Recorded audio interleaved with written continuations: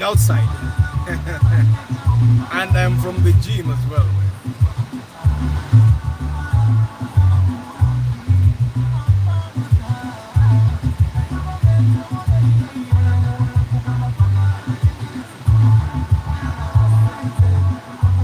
So there's a Gege behind me that I have to wait for it to go. And then I hope the network doesn't disturb us. So how is your Saturday? What did you do today? I had hoped to achieve a lot today. But as you can hear, let me just switch off the AC. As you can hear, it's raining outside. So I could not do exactly what I wanted to get again in Africa to simply. I hope the network doesn't disturb us today. I really hope so. Because I have to do as I move. You guys, have I showed you how this camera works?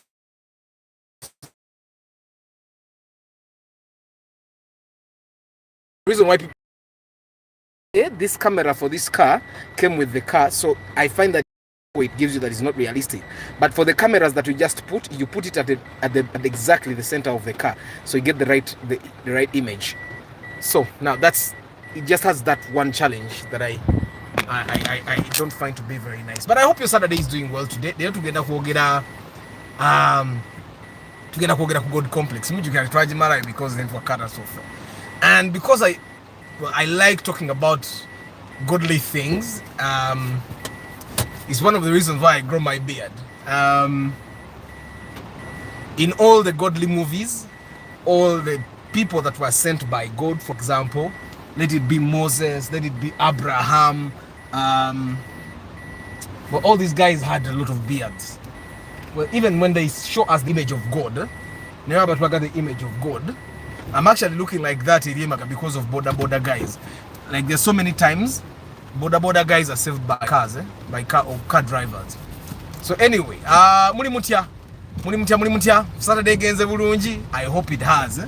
I hope the Saturday has gone very well. I remember there is a traffic officer that was telling us, nebo border reverse. You can't say bad days in the reverse. You can't say bad day in Chuka. There is literally nothing you can say.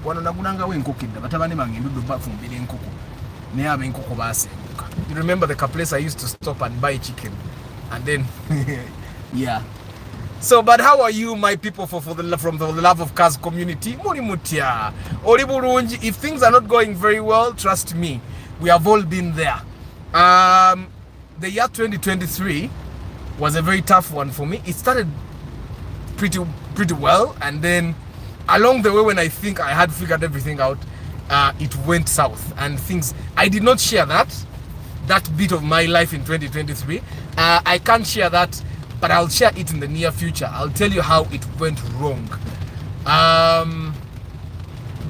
But I think the one thing that 2023 and all the other years that I've been going through life, Nadaranga, I've grown up into one adult. When I started doing business, I've slowly been growing up to realize that life can go wrong at times you don't really expect it to go wrong, but it always works out. I mean, you see how you go up a hill. Today I didn't run because it rained. Let me show you. It rained. Whenever it rains, Siduka, because I actually chatted with you, Antonio. I remember. Nadin chatting on WhatsApp. That very day, and I swore never to run when it's raining. And it's raining clearly. So, and it rained the entire night. The rain wasn't too much, but I don't risk it. So even tomorrow I will not run. I like to run when it's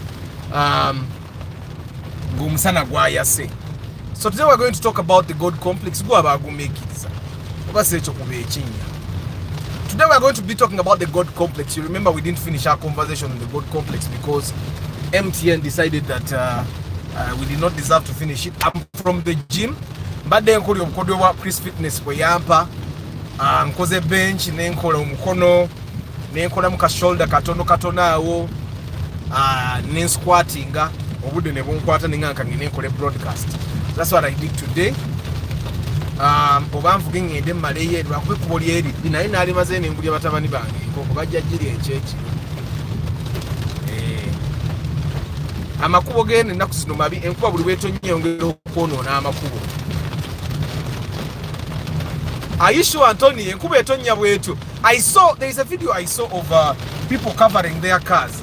Is that the reason why people have covered their cars, Anthony? Chambade Hannington, what's up? Mbadeba buziza Antonio Chechiriwo, Mubiru Vincent, Osip Ankunda, Michael Semwanga, Chambade Hannington, Lucky Mozena Mabari Mukamori Chimanyi Jemuri. How are you today? It's a cold day. It's a cold, rainy day, cold, wet day.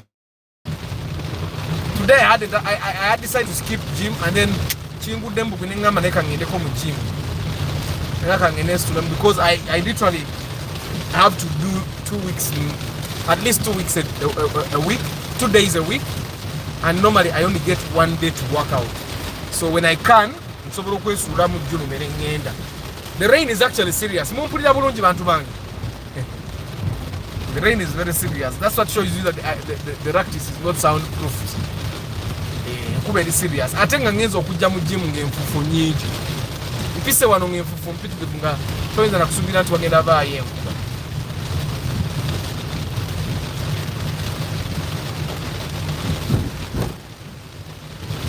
Kati mwene enkuba ogiraba.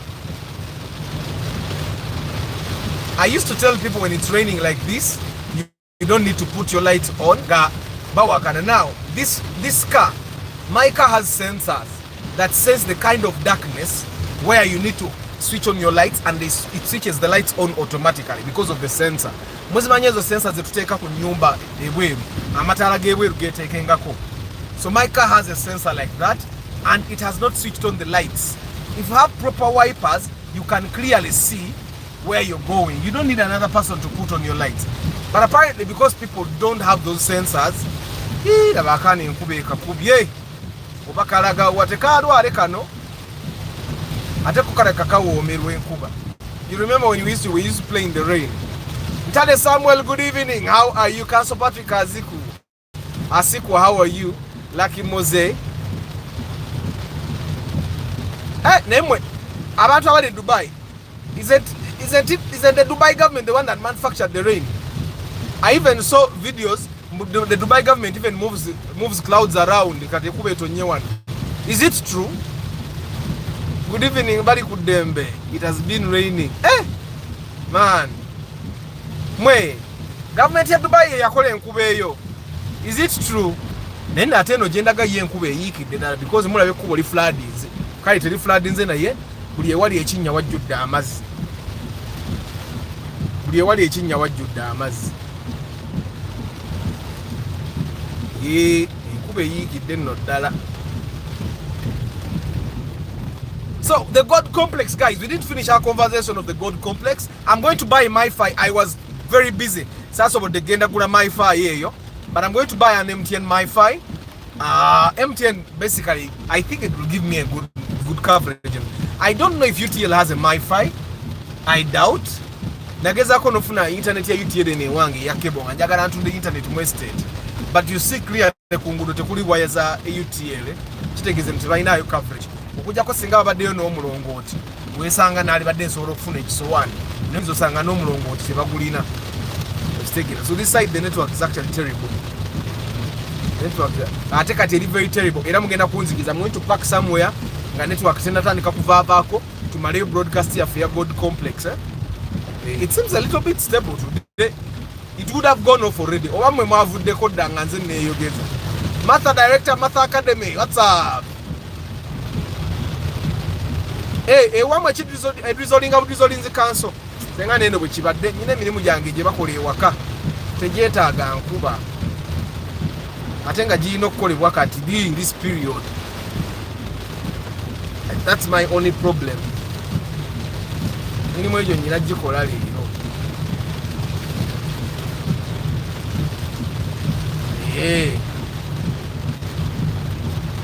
Man, simanyi lwaki enguudo zino tebazikola zakwetitinkanya nnyo.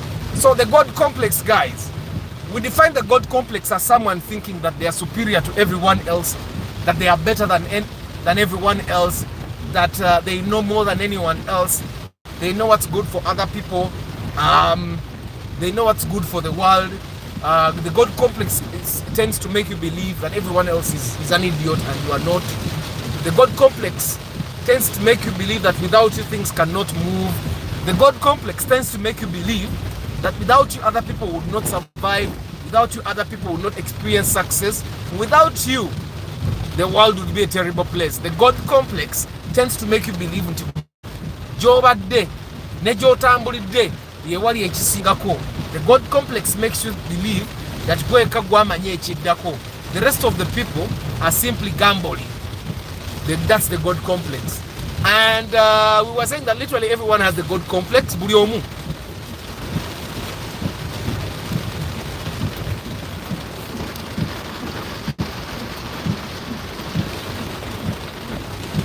Everyone has the God complex, I believe, and majority of the time we experience the God complex when things are going very well for us.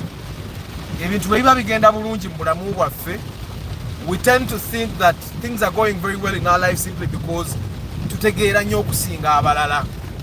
and I find that that's a weakness. Yes, partly things go very well in your life because you make the right decisions, you go the right places, you talk to the right people, you make the right moves, but there is always a higher power. However, when we experience success, the God complex kinda takes over.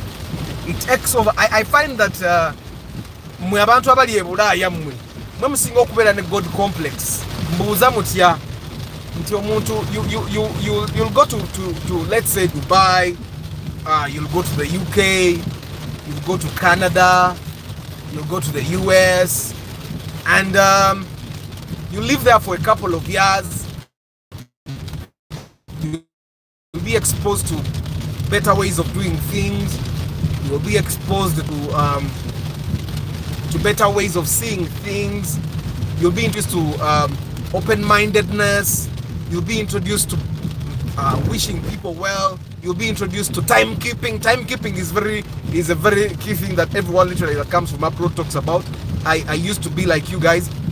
You're introduced to valuing other people's time as well, and then you have to come back home, and you have to and I found that majority of the time when for example when people get scholarships to go and study, for example, in the UK. I'm going to stop somewhere and finish this broadcast because it's really I don't want to do another broadcast that's incomplete. Network and I don't want us to experience that at any one moment. So I'm going to stop here and yeah, to call it broadcast here to Jimaleko. Yeah, so the God complex is something that literally everyone has. It's not a very bad thing. I find that everyone needs the God complex once in a while, because the God complex is your self-esteem in self-esteem 2.0. It's self-esteem that is elevated. That's the God complex. That's the God complex, and everyone has it. Everyone should have a bit of the God complex. Everyone should think that they are. Everyone should think that. Everyone should think that they are good at something and that they are better than someone else. It's confidence, right? So the God complex, I find that it's very good. It's I've had the God complex. I actually still have the God complex, but I don't have the extreme, the very extreme that thinks I am the all-knowing. I am the one person that knows literally everything. Even in my own company, I am not the person that knows everything. I talk to people about stuff. I ask for advice. I ask for approaches. And the reason why I ask is because I don't know it all. I can make mistakes. God doesn't make mistakes. You get? That's the thing with God. But when humans start thinking that they are the God, and I'm very good, Matthias. How are you? I'm going to update you on Monday. Arthur, many people misuse the term God and use it to fleece others. Me, I'm a little bit suspicious dealing with religious people because I've fallen victim to such people. Yes, you're saying a very good thing, a very true thing, Council Patrick. Religious people are the worst people to deal with. Religious people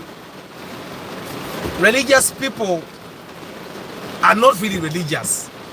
We should say they are church-going people. They go to the church, they know all the prayers, they can recite all the prayers, they can recite Bible verses, they know all the holy guys in the Bible, they know who did what. Recently we were writing a script, and we were talking about Mary, mother of Jesus, and some people were saying Mary had other children, some were saying before Jesus, others were saying after Jesus, and later on Google told us that those were Joseph's kids from a different marriage. No, Lucky Mose, I'm from the gym, I'm very hot, and I'm in the car. Yeah, the car is hot, really hot. Yeah, so the religious people are, I find that religious people are some of the worst people that I've dealt with. I've been to Europe, and for example, all the people I dealt with in Europe were non-religious. Non-religious. There's a time I went to Spain, and churches were turned into museums in Spain. Okay, the churches I went to. I was in the UK, and some churches are museums. Norway, I did not see a church in Norway. Maybe they do, maybe in the villages, but I did not see a church in Norway. And Norway is one of those countries where I was the longest period of time. I was in Norway for 6 weeks. At that time I was 16, probably I wasn't curious enough. But I've been to countries, Portugal is one of those religious countries, right? Brazil, very religious. But when I was in Brazil, I was along Copacabana Street, not religious at all, right? Abatamani Copacabana Street, that's the street along the beach, Copacabana.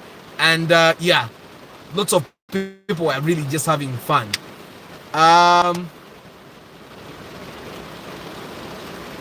Akakuba Katonya sani toka ulira Katonya Balvids Arthur, even those who don't go to church read and know the Bible. Balvids but the people that go to church happen to know all the verses, because every time they go to church they tell them, every time they don't go to church they tell them. But I found that it's mostly the religious people that are, me personally, I think I've been harmed more by religious people than the non-religious people. I've been treated very well by people that were not religious, and I've been treated very badly by people that thought that behaved like were Jesus' brothers. They were really bad to me. And yeah, hi football tribe, Brand Media, how are you?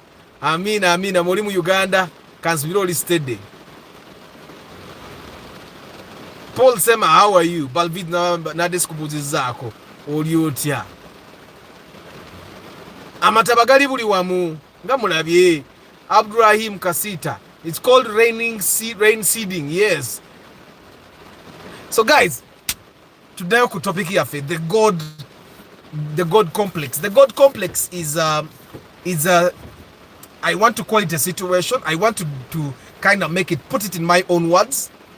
It's a situation where a person feels like they are a god of sorts, where a person feels like, because kabatwe ke moro keno kekajana yo mu bond, I sike siga bulungi. So I'm going to keep turning on the engine. If you feel that sound, I will keep turning on the engine and off just to make sure the batteries can still do, because sina ka jump starting, I'll very soon have it, but now I don't have it. So I'm going to keep starting the engine and turning it off. So anyway, the god complex is the situation where someone starts believing they are. I don't know if you guys have seen the movie called Bruce Almighty, where they start feeling that they are the Almighty in the place where they are. This is common with people that have some money in the family. They start having the God complex. This is common with people that have more education than other people in their families. They start having the God complex. This is common, I think, mostly with people that have a lot of money, people that have a lot of education, people that have traveled quite much. They start believing that they are a god of sorts in their community. Chiri mu families, chiri ku byalo gye tubeera, chiri ne mu ggwanga muno, where people that have gotten educated start believing like, oh, those guys, they have no right to talk to me. Beibani, Beitani. At MOOC, department of performing arts, we used to have a professor there. Nebaba. Oh, holy professor mulekeno muleka. Nga kutunulira oti ngolinga kasasiro. they start having that God complex. Professors at universities have the God complex to the extent that professor agamba tojja graduating for department ya performing arts wechiri nnyo, to the extent that people don't want even to go there. Imakerere omuntu asobola okukola masters degree ino okubeera emyaka ebiri n'agisomera emyaka 8 nga basa that God complex for you to start believing that people should not go on unless they worship you, unless they kiss your feet, unless it's the God complex. Everyone has a bit of the God complex, and I'm not saying it's entirely bad. But thanks a lot, Papa, for the broadcast. Chakabi Amina Stanley Atho Ruzungu Ngalunji tuwagire chaffe abazungu tebogera Luganda ku channel zawe banange mpiso nganjogero Luganda wano. You'll be surprised, the people that want English complain that I use a lot of Luganda. Nabogero Luganda ba complaining nchokezo oluzungu lungi, but I try to strike a balance so that abogero Luganda bantegeera nabogero oluzungu bantegeera.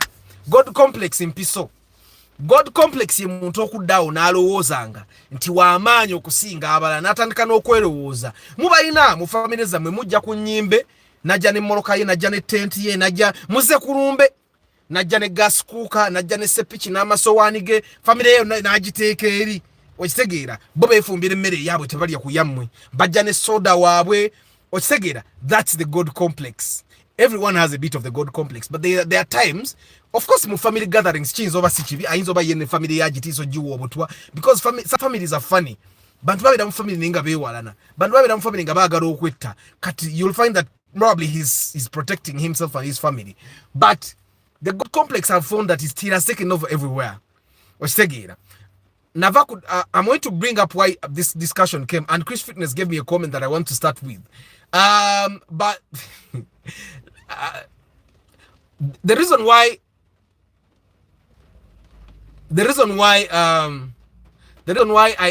I brought this up is someone here recommended the customer to me.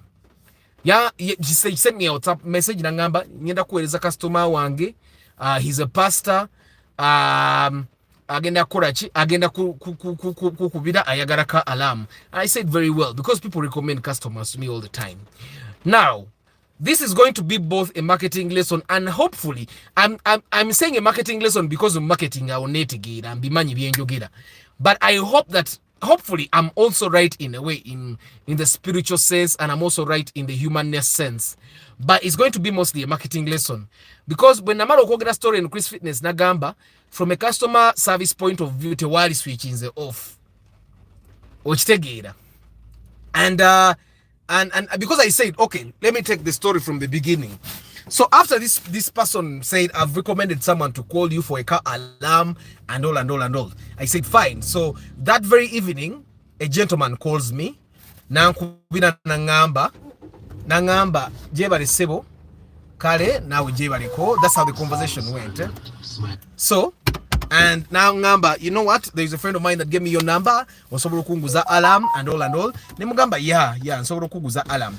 Nambuza, what's the latest technology of the alarm that you have?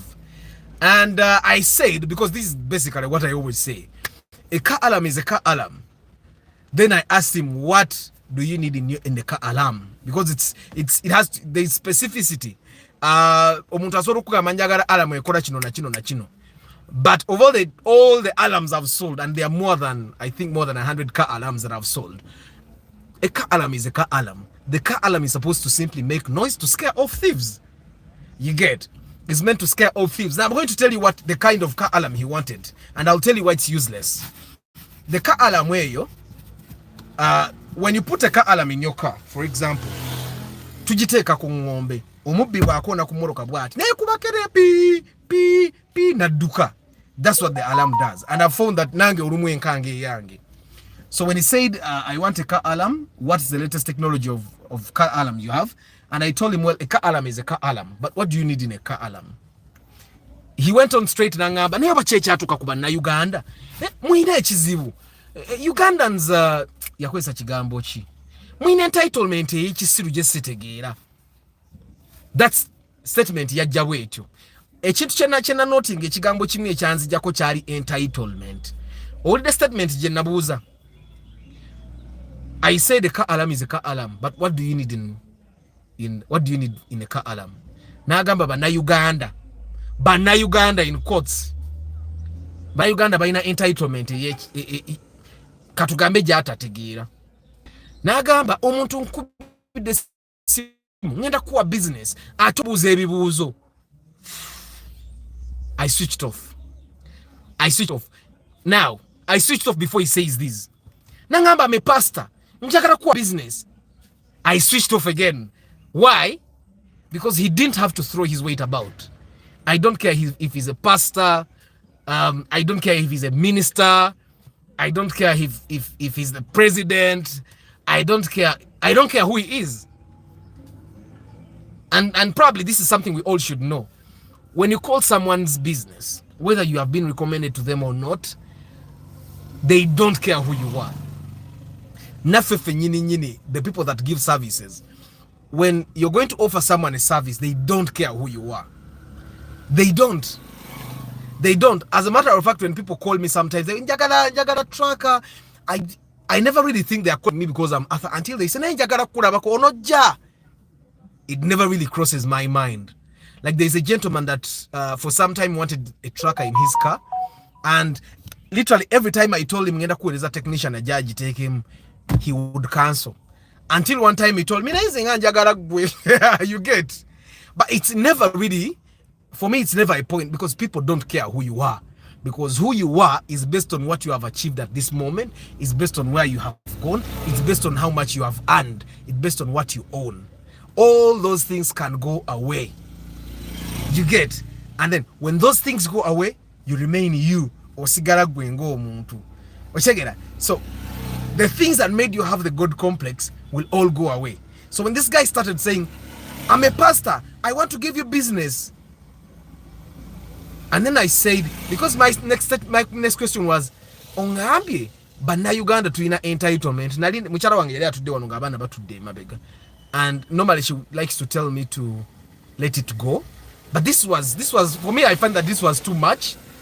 Okubracketing bana Uganda bonai. As I grow up, I start appreciating who Ugandans are. Bana Uganda, it's bana Uganda, they're very, yes, like every society, muli mwababi. But Ugandans are very nice people. Ugandans are very welcoming.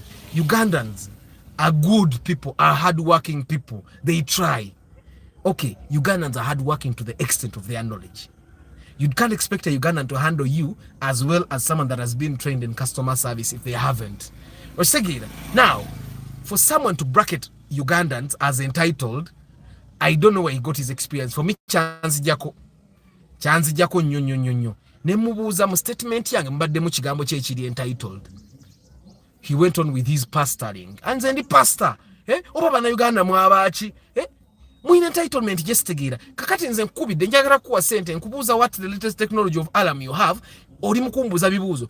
Ne mugamba wane Uganda nze alarms entaddemu zonna, they are simply alarms. What they do is they make noise to scare off thieves. I asked you what you're looking for in an alarm, and you started educating me about how Ugandans are entitled. So because I wanted to know what entitlement was in my statement, because I realized on omwami alabika yonna gy'atambulidde n'exposure gy'ayina olw'okuba abadde mbazungu eri ayinza okuba nga atambudde nnyo n'asoma nnyo n'akomawo n'alowooza nti bannayuganda abali wano they are simply entitled, n'atategeera nti bannayuganda tebali as exposed as him. Okitegeera? So you can either get it by traveling to better places or by getting money. Thank you, Stanley. So I told him, you know what, sir? Oh, you have blanketed all Ugandans as entitled. Yet in my statement, I'm entitled. I simply asked you a question. Nemugamba muzeyi naliko nga gwe nange ntambuddeko. Mbabulire bwe nakomanga weebwerwe. Nze bwe nakomanga okuva ebweru nga ntandika okulaba bannayuganda abali obi nga ntandika okulowooza bate bakola nnyo.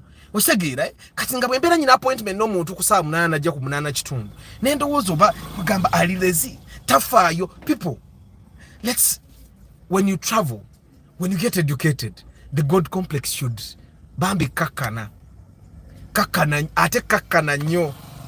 okitegeera kakkana nnyo. Then I would get nali nfuna ebiwawaatiro muganda wange nze nafuna.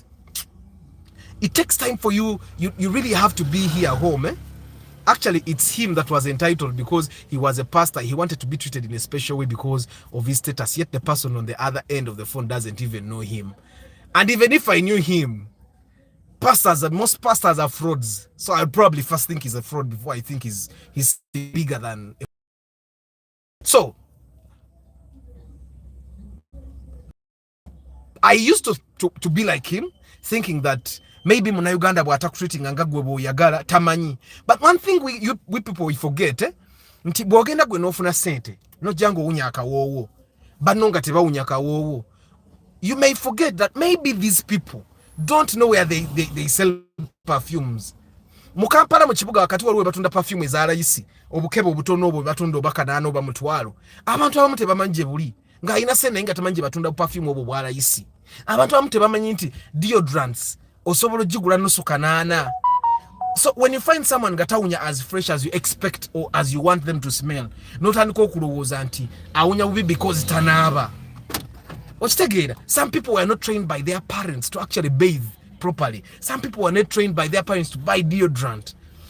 Kati gwe bw'omusanga nga tawunya as fresh as you expect them to be, no underlooking and ng'olaba nti this is so common with people like you, mwe, because abantu banga balaba YouTube have realized bantu mwe you are refined. You are a refined class. Muina ku sente, musomyeko, mutambuddeko, kugamba you exposed. You people are bound to have the God complex. And I don't want you to have the God complex.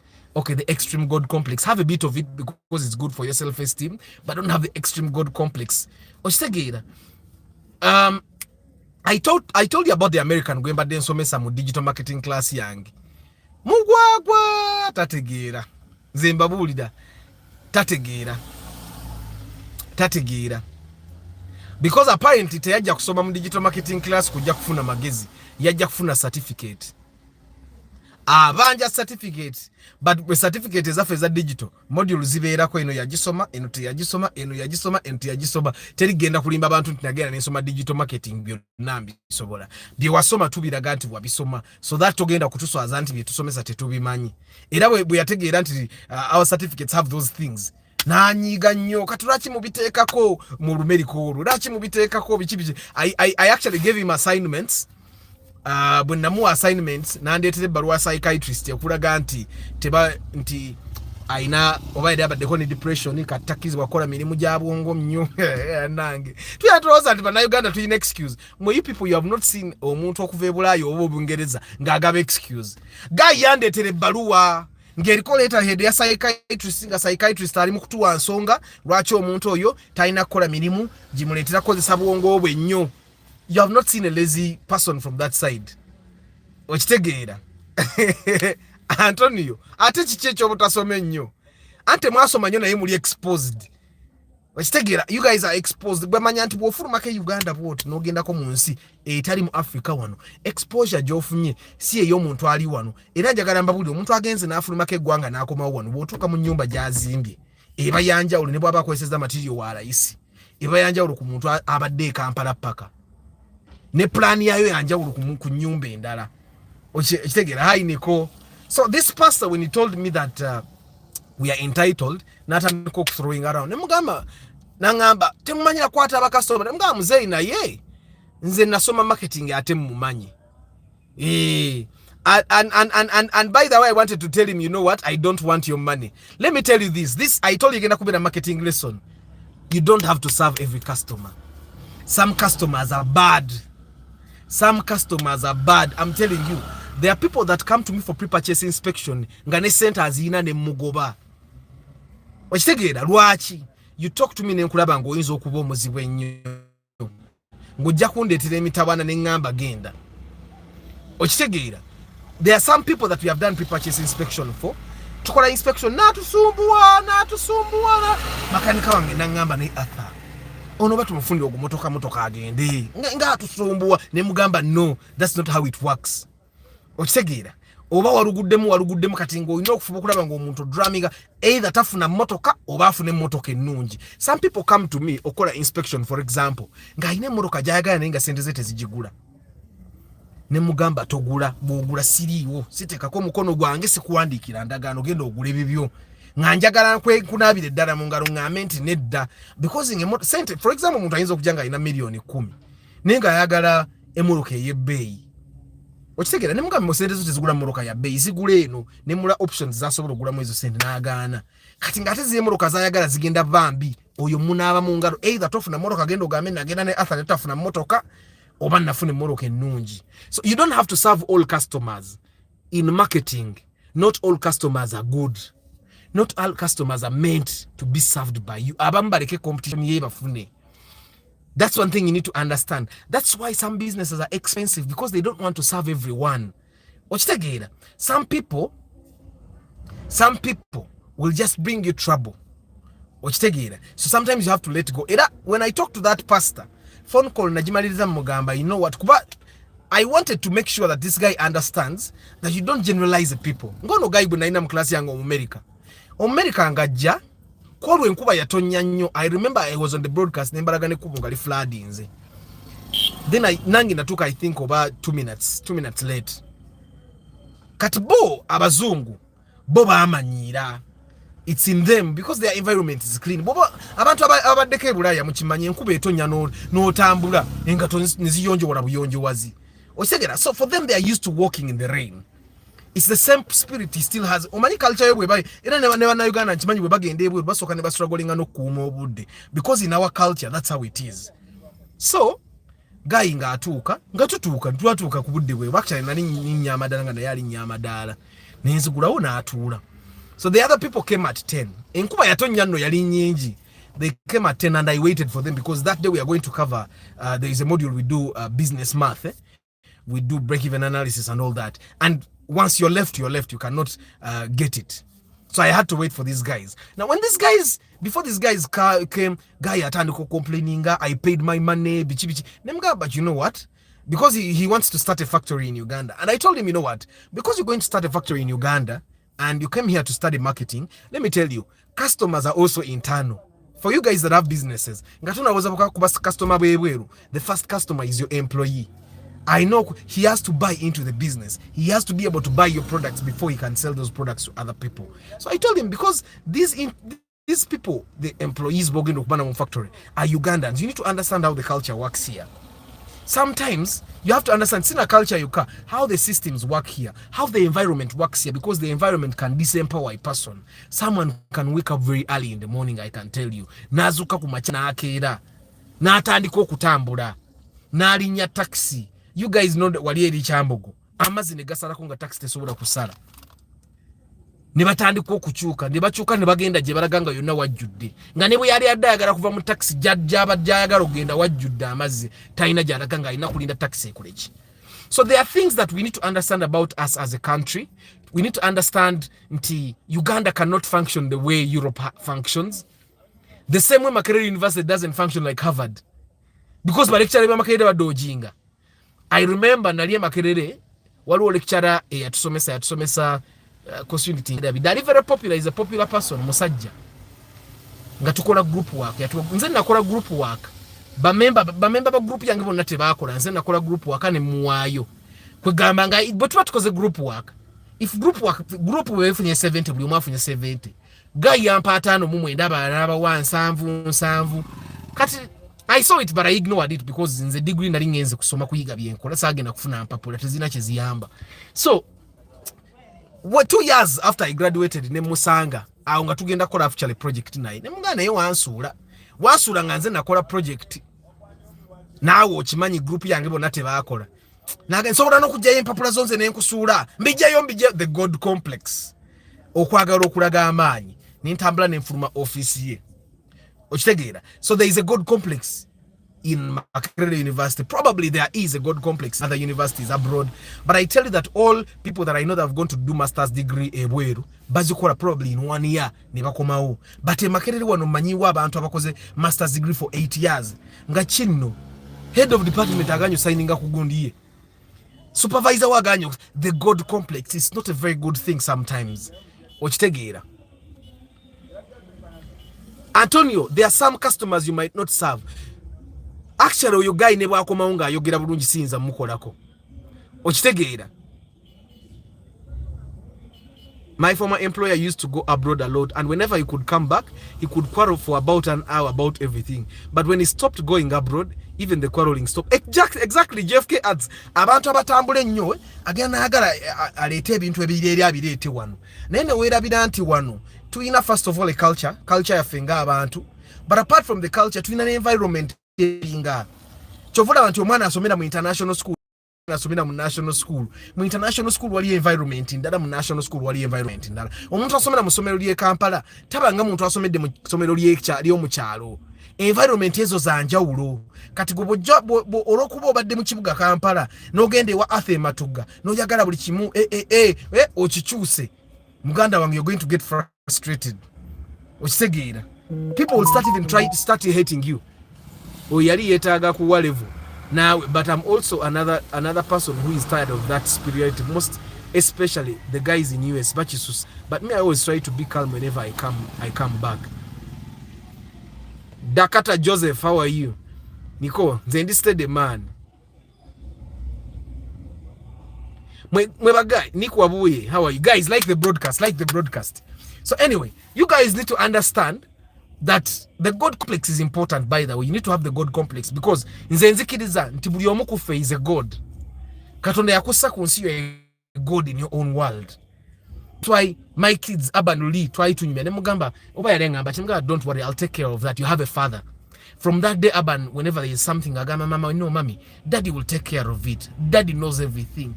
Daddy can do everything. So I'm a God in my own world. I'm not God, but I'm a God in my own world. Naye ate obwakatonda bwo mukasiika akakatona ate tobujjayo n'obuleeta ku kyalo. Okitegeera. Don't, because your kids know you to be able to do almost everything, don't think that other people's kids will see you the same way. Okitegeera. You're a God somewhere, but don't be a God everywhere. I find that that's something that happens when I put my windows up and I'm driving. The impatience I used to have in that I don't have it when the windows are up, because in my car, this is my domain. Around my car is my domain, but outside that, that's not my domain. I cannot control that. So I can control this. I'm a God here. But you don't have to be a God everywhere. As a matter of fact, that's why we have an open market. But it's open economy. If you go to this shop and you find that they won't serve you very well, go to another shop where you believe you will be served very well. Because someone else will be able to give you what you want. Go there. I don't know if you get what I'm saying. Don't go throwing your weight about in places, and don't belittle people. It's, by the way, nange. I would say that I've been there, where you believe that omuntu wabatategeera ku level yoro tategeera naye abategeera level ye wali naye abayina basinga. Okitegeera. So the God complex is a good complex. You people have been humbled. Mu abantu mwe benkolera inspection, you have humbled me. You've humbled me. For example, I know JK to be a brilliant man upstairs. I know Wongo, Agata, Okitegeera. But JK was too humble. I saw Wamuitani on Owe Masindi. Wait a bit, they even works on radio. Yajugula ogule motoka gutwa inspecting ira mu bond. Too humble. Yaina million ana mu nsawo wano. All the time but he was ngatoyinza na kumanya. There is another dude twali na yiwano. Bantu kama mirundi esatu. Kasenti nyingi ngatambula, but he was too humble. Na yo sanga omuntu akuteka kadenga inaka kadinenga na okuguru kwagala kuveeku. Ngaba vuma mwenna yagadba malawo. Okitegeera. So there is a God complex that probably when you tame it, bojitaming and omanya nti my rules don't apply everywhere. People don't have to worship me. People don't have to kiss my legs or tuka, and you humble yourself. There is a way things are done in certain places. Have you been to a garage, for the guys that love cars? No garage ng'emmotoka yefudde olimbwangu makanika gogenza akanike nasooka anywa chai ng'ate amunywa mpola kuba bw'anywa bulijjo. Bw'atyo bw'anywa chai we bulijjo amunywa mpola nga bw'aluma ku chapati. Gw'olw'okuba emmotoka yefudde tewagimaintaining nga luli kale oba akantu kaali kafa n'okawulira n'oka ignoring gw'oyagala ayiweyo buyi chai. that complex that makes you feel like you're more important than other people. Not a very good thing. Yes, you're important. Everyone is important. But try as much as possible to always remember that your importance doesn't spread everywhere. You people, saying about President Pafavamwanga Africa, baite bagenda na security detail ya saying about tebaina security details ama ndo zabaligenzi mu America ne batabala na balaba. Americans have a lot of things to do. Babera ku byabwe. Okitegeera. Kati gwe ngogenda throw a weight about. Now, the times I used to travel abroad, I used to perform. Nga nyizo genda ku theater ngendo perform. Nga everyone say, "Oh, nice to meet you. Oh, Arthur, how are you?" I was a god in that area. Nenga, once you get out of the concert house, once you get out of the theater, oh, the world is big. Nobody knows you. Nobody cares who you are. Like there is a time I was in Norway. Nga bampadde ne guide seba ntambuza nambuza ekibuga. Guide yoyo kuntambuza nangamba there is a couple of Ugandans I know. I can take you yogereko nabo na ntwalo kulaba na Uganda. Ntuka kuba na Uganda nga nze ndi mu Uganda atalina makulu. Nenga abazungu bendi na baba bentambula nabo baraba ndi wakabi. Okitegeera.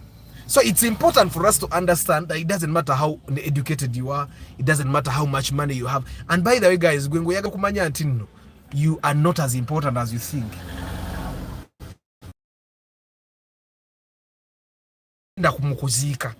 I think the most humbling ceremony is the burial ceremony.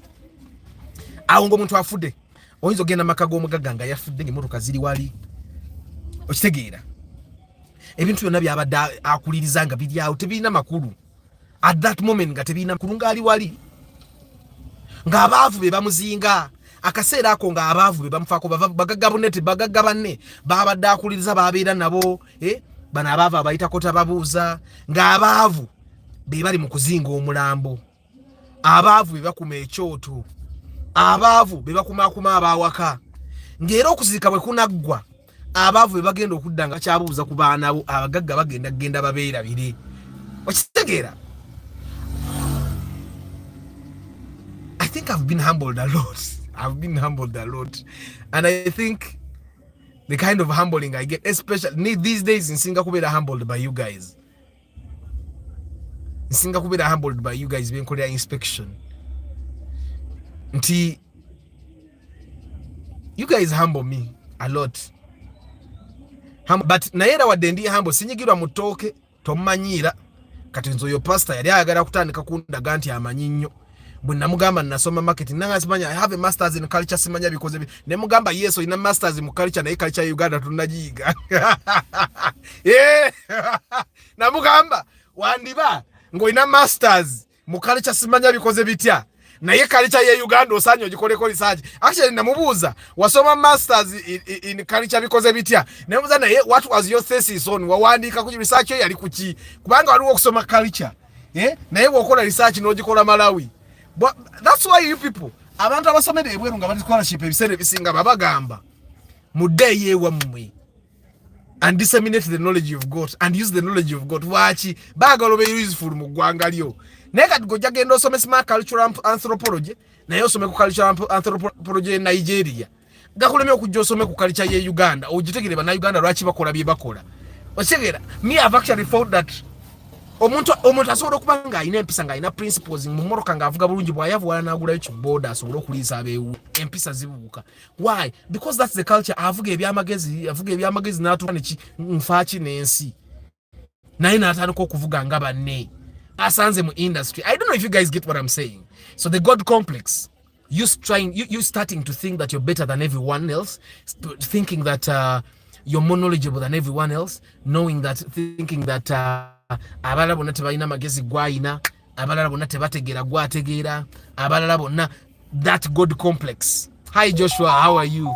Abagaga, they will only come to show their biggest UVs mulumbe. Maybe no kusuubiza empewo. Banange basuubiza empewo. Era namwe bagayi bobeera ne bakyalibo nga balinamu ku ssente, tolowooza nti bagenda labirira abaana bo. You people handle your wife's family. Mwabasajja. Family ya mukazi wo gikwate bulungi nnyo. Kwata bulungi family ya mukazi wo. Mwabazadde abaana abatanazaala, it's okay. nemu abazadde abaana kwata bulungi family ya mukazi wonze bazadde bange bafanyire emyaka eja family ya mama wange yandabirira anamushuwa wao na waliwo bamulekwa yakulabira kizibu nnyo kusanga family ya taata w'omwana mukwate bulungi family z'abakazi bammwe kuba waliwo ndooza abatabadde tebakima kwata bulungi family ya mukazi wo.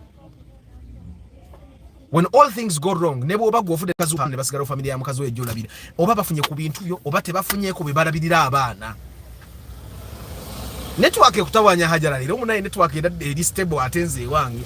That's why I packed here, because the God complex is something that I wanted to really talk about. Niko oli otya muganda wange.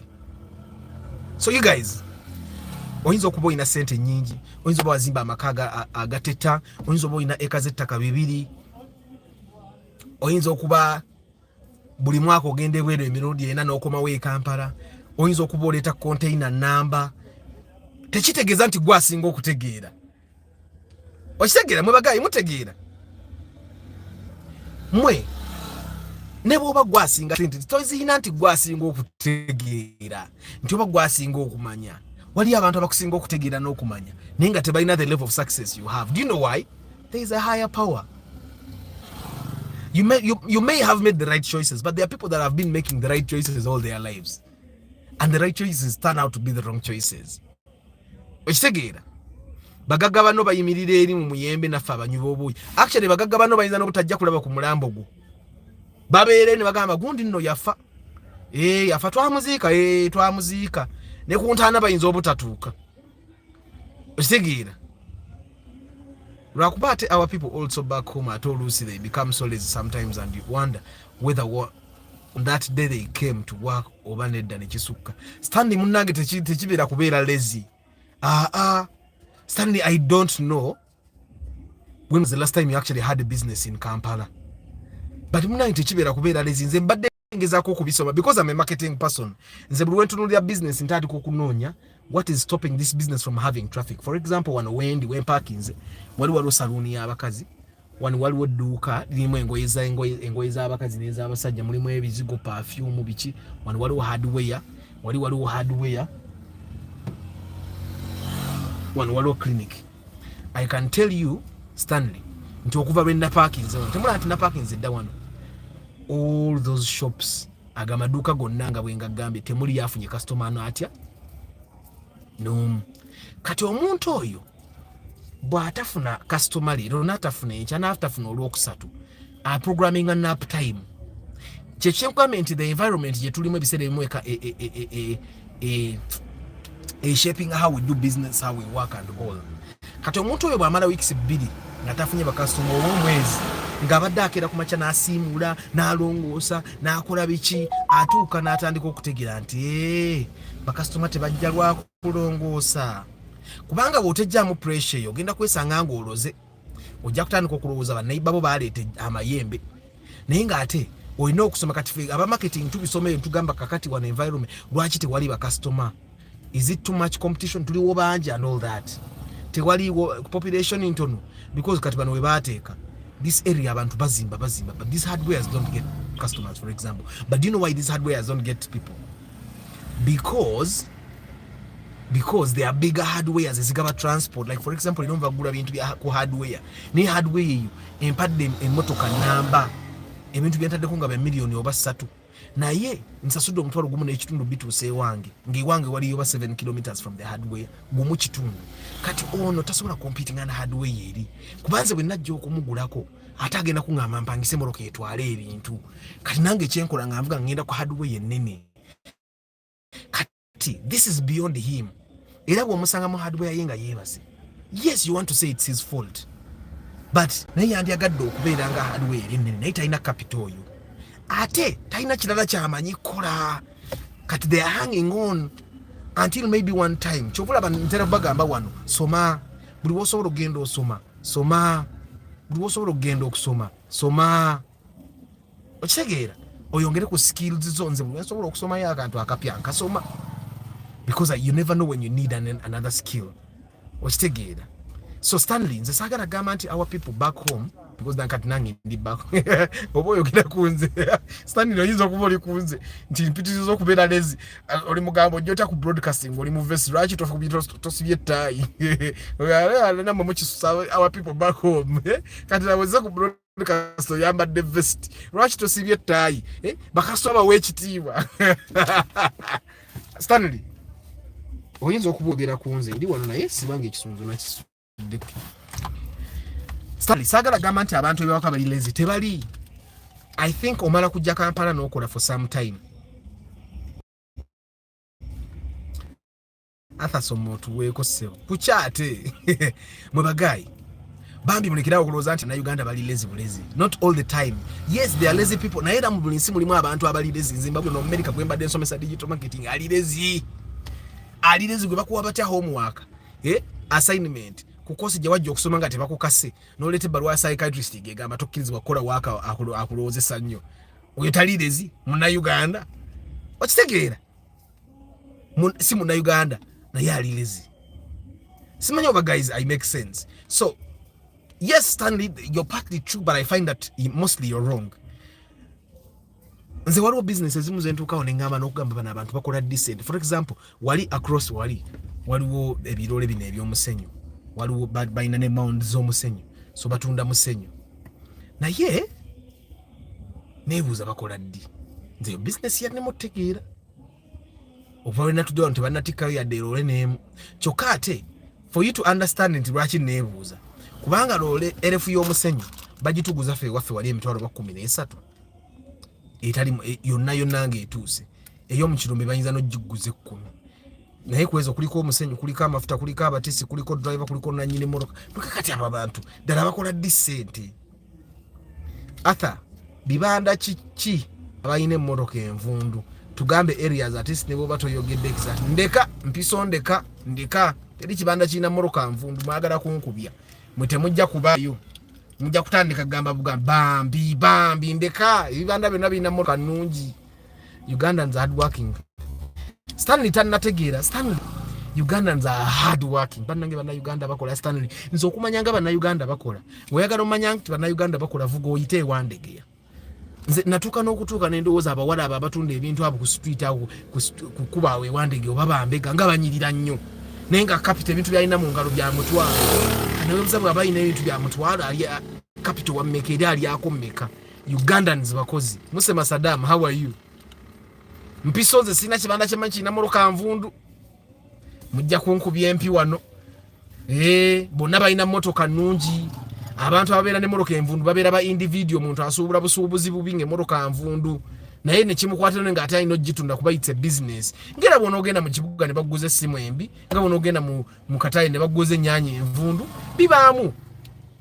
So kati bw'oba ogenda kugula emmotoka genda okole pre-purchase inspection. Ensonga lwaki abantu bampa emitwalo 45 ensonga lwaki bampa emitwalo 45 ngende nkebere emmotoka tukakase nti emmotoka eyo nnungi erimbi erigigule erigireke okitegeera. So olina okukola pre-purchase inspection. So mwe bagayi the god complex ndooza tugimaze bambi wonna wooli toddangaawo n'olowooza nti waliyo yes waliyo abantu abatayagala kukola omugayi ng'alinga ekibumbi. Yes wali abantu abatayagala kukola naye mwe bannayuganda bakozi wali abantu abali lazy naye mwe bannayuganda bakozi nze nkimanyi one of the reasons why nze nalemera e Kampala lwa nsonga bannayuganda bakozi kati ate bannayuganda bakozi naye ate si bonna nti balina entrepreneur mindset nti asobola otandika business si bonna nti bali tolerant to risks. Abantu abasinga bali risk averse kati babeerawo nga mukozi naye nga tasobola kukwata capital wenti alina miliyoni yemu agiteekebwa agiyiweyo. Nze recently nakola pilot ya TV show nenjisamu miliyoni 7 nezifa naye tayita naye wiiki ejja ngenda kukola pilot ndala okitegeera. Kati bannayuganda abasinga ekyo tebakirina. Kati gwe kyo kikulowoozesa ebiseera ebisinga kyekiyinza okukulowoozesa nti ali lazy taba lazy atya okukola loosi. Ate nga our economy right now the chances of you making a loss are higher than the chances of you making a profit. Sometimes we put a lot of energy and time in things with small returns. And Saddam, it's the knowledge of what buli wosobola okusoma dda yosome. Okitegeera, Saddam, you put money, energy and time in things that bring little returns because those are the things that you know. Kwe kumanya yonsagala ki buli wosobola okukolayo ka course genda okakole, wosobola okubaako ekitabo ky'ogula me I read books. Nze okutandika okuddayo okusoma nsome postgraduate mu marketing kati njagala genda kufuna PhD masters then ngena MPA ekyanzizayo okusoma nasoma ebitabo nentuka nga tebinyamba naye nga kireka njagala nneetaga ngene ntuleko mu kibiina omuntu aŋŋambe kino okikola YouTube video nentuka ne ŋŋamba kangendeko mu kibiina amazima ga Katonda nagenda mu kibiina ng'ebintu byenkola bibasomesa naye nga awamu olwokuba mbadde tewali yakiŋŋamba nti kituufu ebiseera ebimu weetaaga muntu kwa ekyo kyokola kituufu tereezaamu wano olwokuba nali sinaba kulabako nti waliwo yali akikozeeko e Kampala wano because most of the books we read are by foreigners. Okitegeera kati ne bw'onosoma a book on accounting nga kali written by a foreigner oba n'osoma a book on accounting nga si business person yakawandiika owa wano ojja kuba tofuna kyoyagala. Nze kugambe nagenda ku UMI ngenda okuvayo mu marketing class ng'ate ndi mubi nnyo nenkikuba nga nzi buli kyenkwatako nkifuula gold naye nga noluli naali badde enswa naye nali sekkirizamu nga sikwata nnyo ngenda okuva mu class nentegeera nti ne business nga zi MTN ziteeka sente mu product neegaana so it's normal kyova olaba nti nsobola okukola loosinze nenzikiriza nti eyeze kanjiye wenzija sente endala nteekemu. Okitegeera nentegeera nti nga naffe wetucomplaininga ku URA n'Abamerika bakomplaininga ku IRA. Okitegeera n'Abangereza bakomplaininga kugamba buli wamu omusolo mungi naye olina kutetenkanya n'okola n'accountanting onoolaba wantuyiseewo tutya. You get it? So Saddam, ebiseera ebimu we put energy in places things that give us little returns because that's all we know. Okitegeera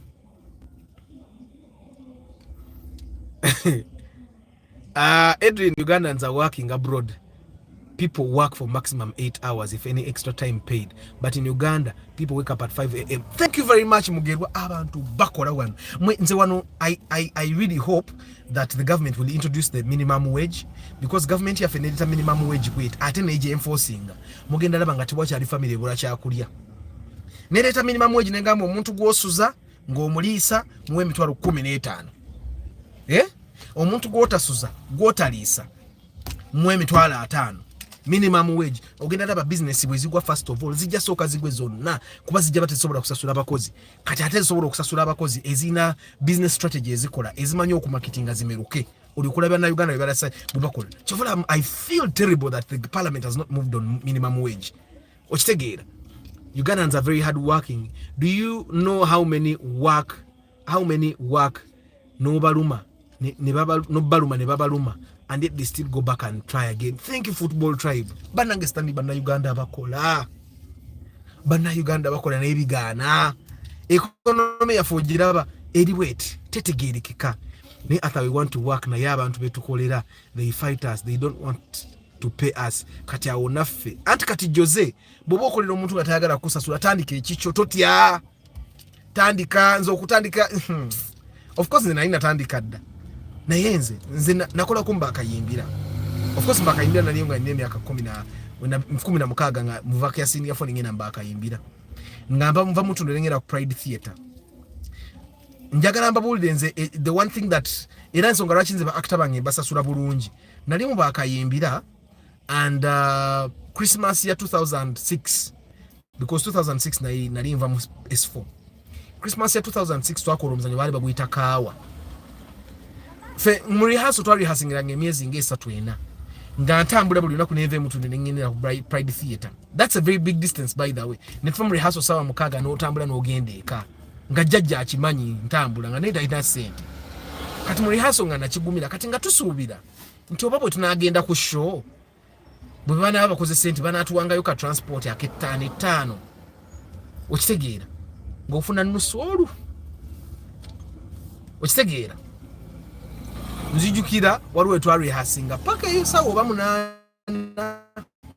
neba kanasubagira backstage ne banza okusa gwe omwana yafayita manyi na linnya baggalawo theater nenfuluma ebwe nga n'otulo tukyandi nga simanyi wakudda omukulu n'atuvugako n'atusuula paka ekibuyawo nzikira omukyala yampa nusu 10 olwanzijaawo sinza na kumerabira naye yetanzijukira yampa nusu 10 naye era saalu linnya because nali bubi nentambulawo paka waka okitegeera. But because those guys did not pay us batuyisa bubi, nze siyinza kuyisa bubi actor wange. As a matter of fact nze ba actor bange mbasasula per hour. Bw'oba owulira oli mukozi nnyo kola nnyo, bw'oba okola nnyo hours zo zirina kuba nnyingi. Nsasula per hour nengatako nange akantu nga director. So dakata bw'obanga okolera omuntu nga takusasula gende ekolere ewala tebakusibye ewaawo bakola ekirala. Nze I know some people, and moreover a man, and when it rains in the morning for like 2 hours oli n'agamba leero sigenda kukola.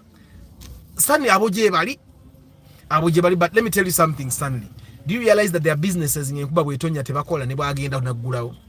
Ekyo badde okimanyi? Let me give you an example. Ene waffe Enkuba bwetonya, okimanyi nti Enkuba bwetonya hardware tezikola.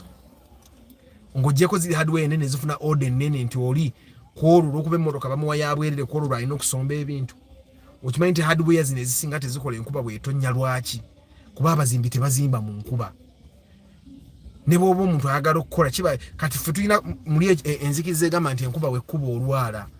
Kyekinaga nti culture yaffe tushapinga enkuba kukuba okola ki? Olwala. Kati enkuba bw'eba etonya abantu tebaagala gikolera because batya okulwala. No one has even proved it. Naye abantu batya okulwala. Okitegeera? Kati waliwo business ezimu ng'enkuba bw'etonya takola. It's a fact. Kati waliwo business ezimu ng'edduuka bwe liri enkuba bw'etonya waba flooding. Kati oyinza omusanga nga talina kimujja waka kuba akimanyi maaso g'edduuka wa floodings. Amazzi gajja kuggwawo leggulu. Kati ng'agamba okulinnya mu transport ow'omutwala tisika mugulemu emmere ewaka. Okiraba Stanley, ebintu bino ebiseera ebimu olina okweteeka mu ngatto z'oli gye bayita empathy. Ne weebuuza naye ddala lwaki? Because we all know that it's not entirely up to hard work for you to make it. It's not the people that work their hardest that make the most money. It's not the people that work their hardest that get the success. Fe twasoma n'omuvubuka yali mbega. Bambega mbamanyi twe Makerere yagwa buli paper twa graduatinga naye. Naye nga naffe abamu abaasomanga ennyo. Okitegeera naye twa graduatinga naye. Mulimu abaana abaali abagezi gaye avuga fielder 29. Omwana yali atusinga obugezi mu class. Gwe twali tulowooza nti oba Makerere banamulitaininga n'omulitaininga asomese avuga pichi. Okitegeera nti sometimes it's not about working hard Stanley. Ate ekintu abantu bagenze bakiyiga. Wali obaddeko nze nali mu vakia senior 6 na inaka library mu kibuga ku Royal Complex. Nga nkeera because nze nalimu oluzungu. Nali nvuga kagaali kange ngenderako mu town. Zigenda obwera 12 mba ntuuse ku dduuka nga nanyini dduuka tujjukira amaduuka g'omu kibuga gali shared. Nga nananyi dduuka tannatuuka ggulawo ndi awo. Naye ng'ostrugglinga. Kati nengenda okukizuula nga business ya video library otandika okukola ssaawa 5 nga ne bw'okeera otya otandika okufuna bakasitoma abasooka ssaawa 5. There are things like that Stanley.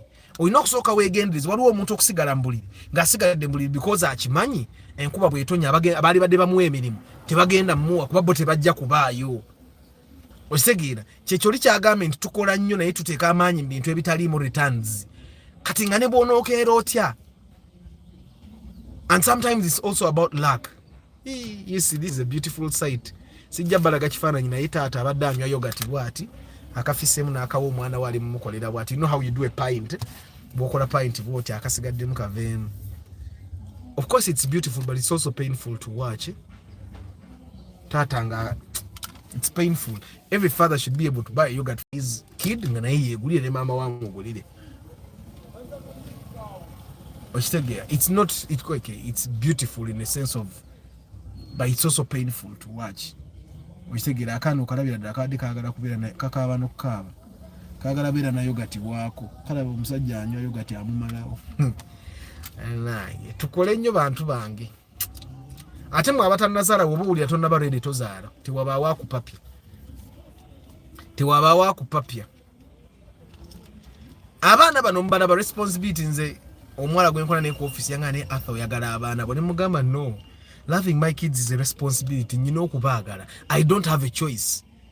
Okitegeera now tekitegeeza nti sibaagala nga taata waabwe, but it's also my responsibility to love these kids. It's my responsibility. Nyina okubaagala. Kwagala butayagala abaana nyina okubaagala.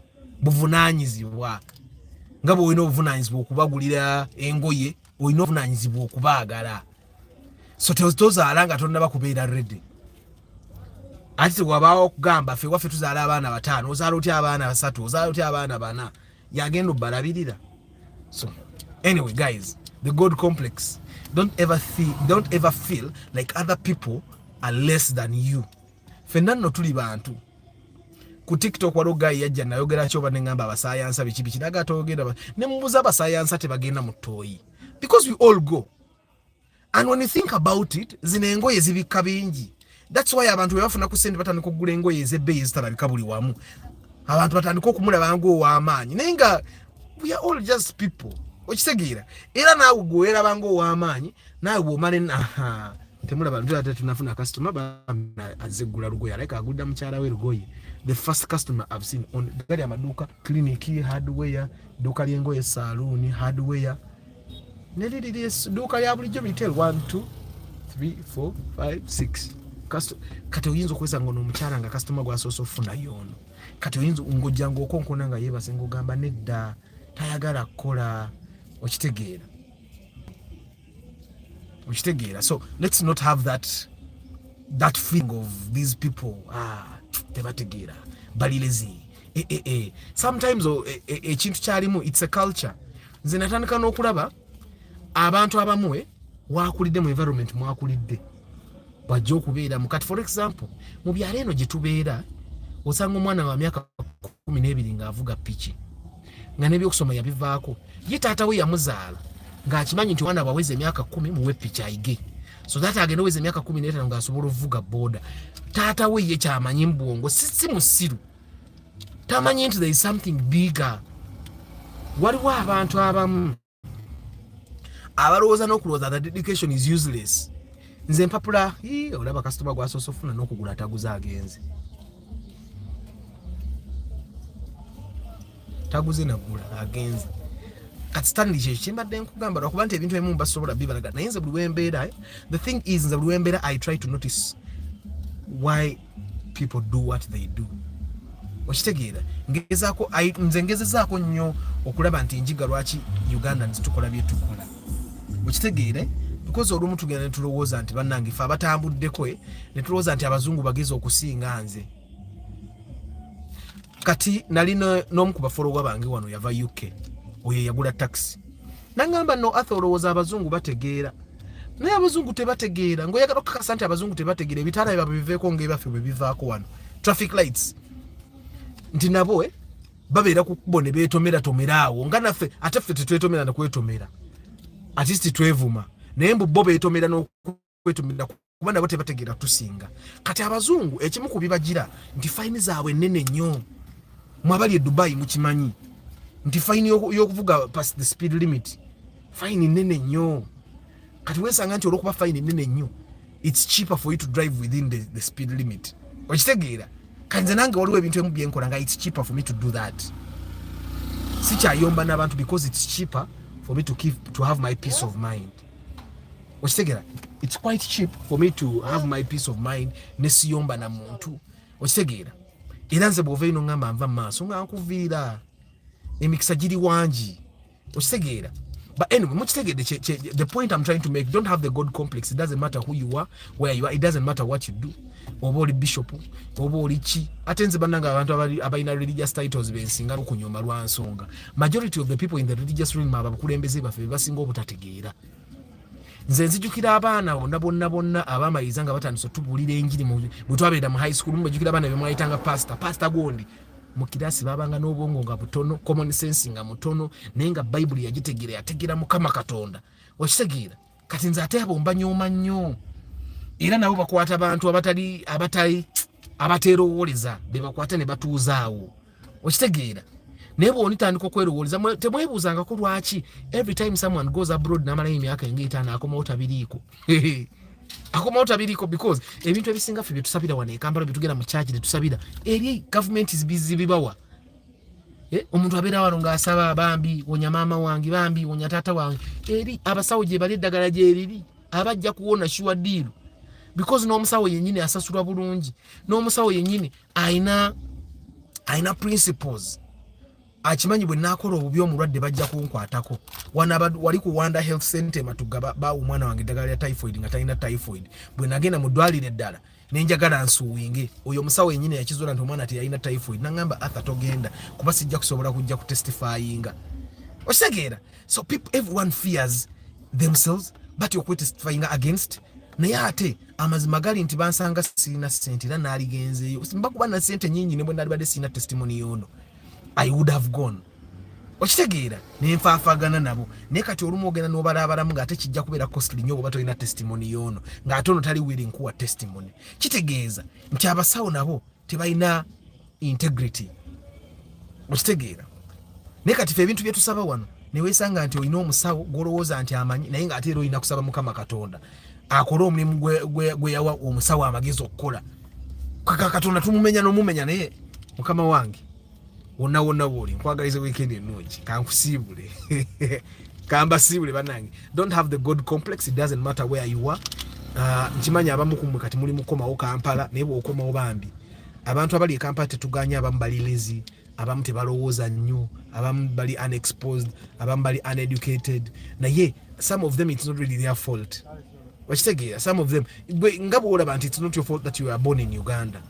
It's also not their fault that they are where they are now, but it will be their fault when they are where they are later. Waliwo abantu abamu nze nange besikyasaasira nguli nze nayinayo kojja wange n'azaala abaana ababiri abasooka nga bamumenya naye teyeesobola n'azaala owookusatu n'azaala owookuna ku wookutano ne mubuuza naye ofa kinangamba ntwaga tubazaale tubamaleyo ewa kambasiibule. Antonio Random Things Mubiru Vincent Osipa Nkunda, Michael Semwanga, Africa Karota, Chambade Hannington, Lucky Moze, Council Patrick Asiku, Ntale Samuel, Joseph Vali Kudembe, Abdurrahim Kasita, Martha Director, Martha Academy, Balvids, Paul Sema, Asiku Council Patrick, sorry.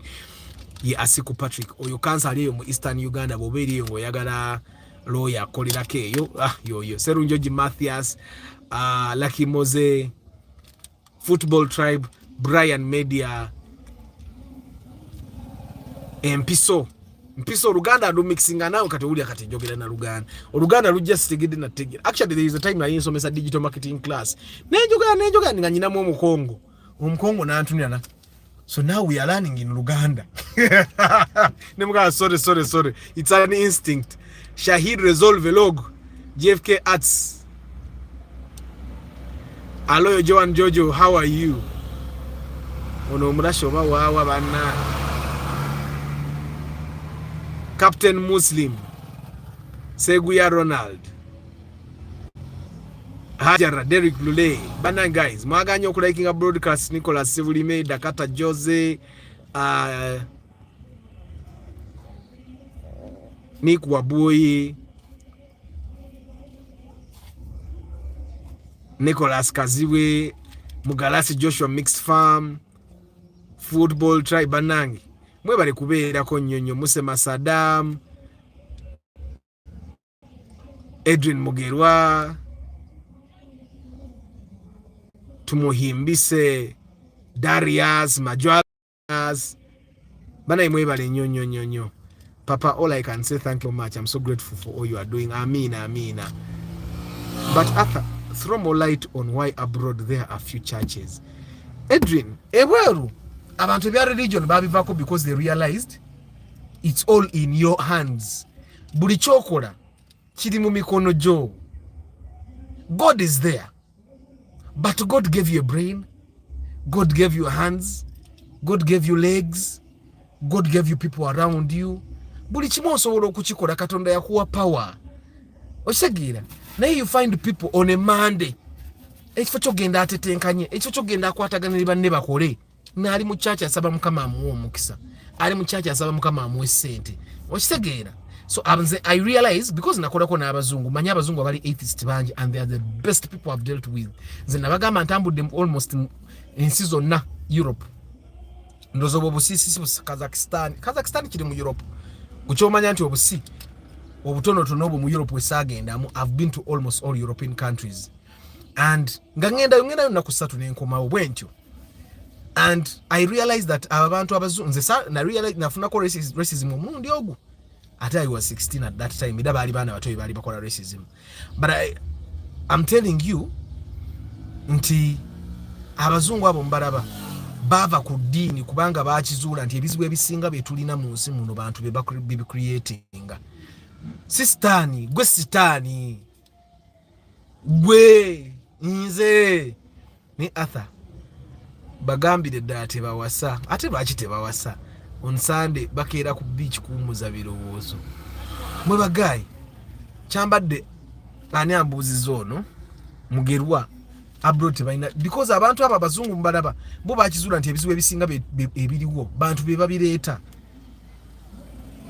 ebizibu ebisinga ebiriwo mu ggwanga bantu be babireeta sisi onda bantu kati gwe wali omanyi nti no there is rain seeding nti omuntu asobola okukola enkuba abawarabu bakulaze kisoboka kati ffe tuli tusaba mukama atuwe enkuba lwaki ministry of environment and because ebitatekola enkuba ositegeera lwaki bwe baba nga bali abali mu ddungu basobodde ogikola why can these guys make it notandika okusaba mukama wangaaza abakulembeze baffe bw'ogira n'ogamba ate batufuze bubi kati abawangaaza eki okitegeera.